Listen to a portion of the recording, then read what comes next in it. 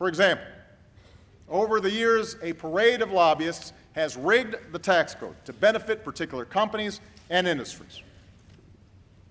Those with accountants or lawyers to work the system can end up paying no taxes at all.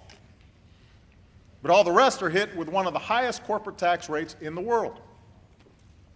It makes no sense, and it has to change.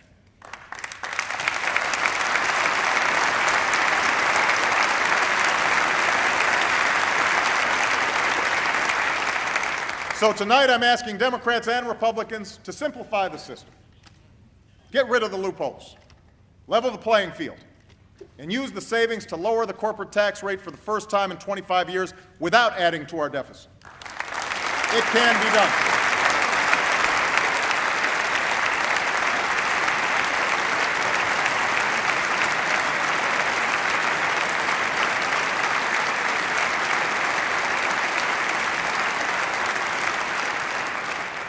To help businesses sell more products abroad, we set a goal of doubling our exports by 2014.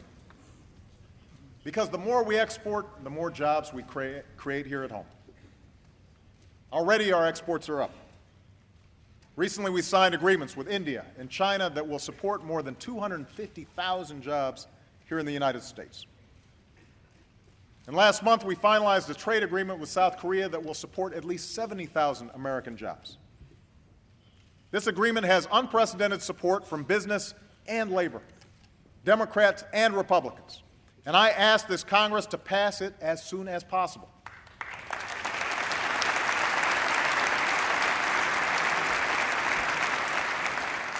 Now, before I took office, I made it clear that we would enforce our trade agreements and that I would only sign deals that keep faith with American workers and promote American jobs.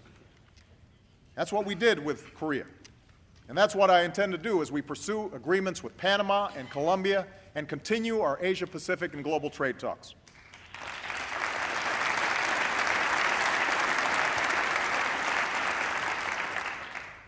To reduce barriers to growth and investment, I've ordered a review of government regulations. When we find rules that put an unnecessary burden on businesses, we will fix them.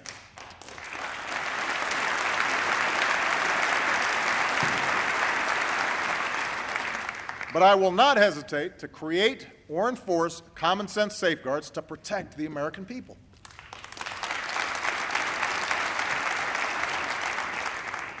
That's what we've done in this country for more than a century. It's why our food is safe to eat, our water is safe to drink, and our air is safe to breathe.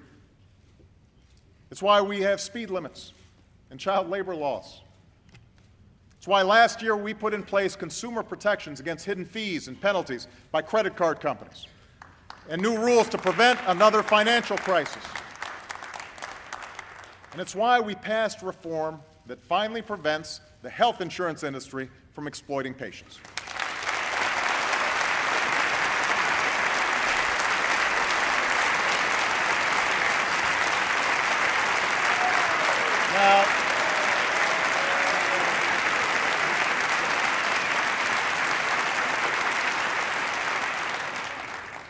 Now, I have heard rumors that a few of you still have concerns about our new health care law.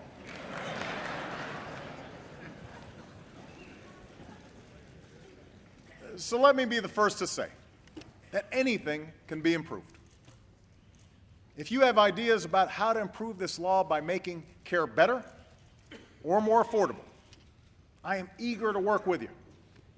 We can start right now by correcting a flaw in the legislation that has placed an unnecessary bookkeeping burden on small businesses.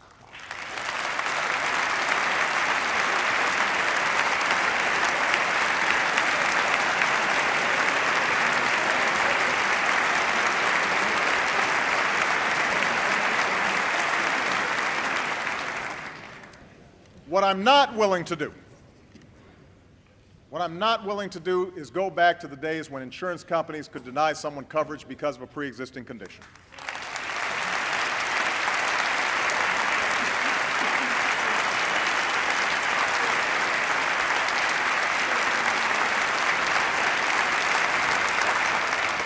I'm not willing to tell James Howard, a brain cancer patient from Texas, that his treatment might not be covered. I'm not willing to tell Jim Hauser, a small businessman from Oregon, that he has to go back to paying $5,000 more to cover his employees. As we speak, this law is making prescription drugs cheaper for seniors and giving uninsured students a chance to stay on their parents' coverage.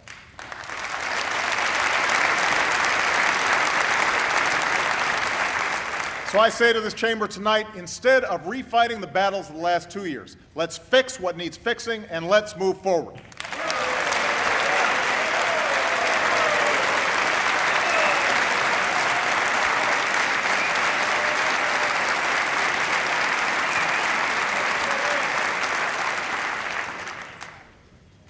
Now, the final critical step in winning the future is to make sure we aren't buried under a mountain of debt. We are living with a legacy of deficit spending that began almost a decade ago. And in the wake of the financial crisis, some of that was necessary to keep credit flowing, save jobs, and put money in people's pockets. But now that the worst of the recession is over, we have to confront the fact that our government spends more than it takes in. That is not sustainable. Every day, families sacrifice to live within their means. They deserve a government that does the same.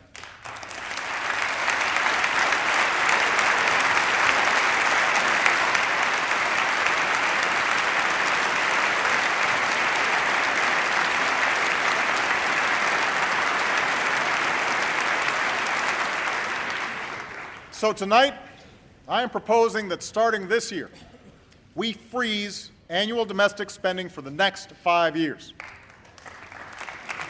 Now, this would reduce the deficit by more than $400 billion over the next decade and will bring discretionary spending to the lowest share of our economy since Dwight Eisenhower was president. This freeze will require painful cuts. Already, we've frozen the salaries of hard-working federal employees for the next 2 years. I propose cuts to things I care deeply about, like community action programs. The Secretary of Defense has also agreed to cut tens of billions of dollars in spending that he and his generals believe our military can do without. Now, I recognize that some in this chamber have already proposed deeper cuts, and I'm willing to eliminate whatever we can honestly afford to do without. But let's make sure that we're not doing it on the backs of our most vulnerable citizens.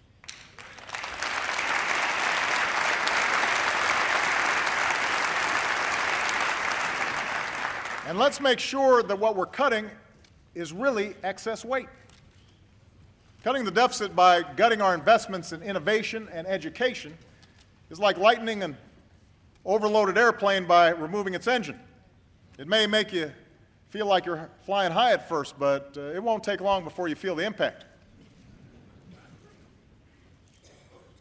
Now, most of the cuts and savings I proposed only address annual domestic spending, which represents a little more than 12% of our budget.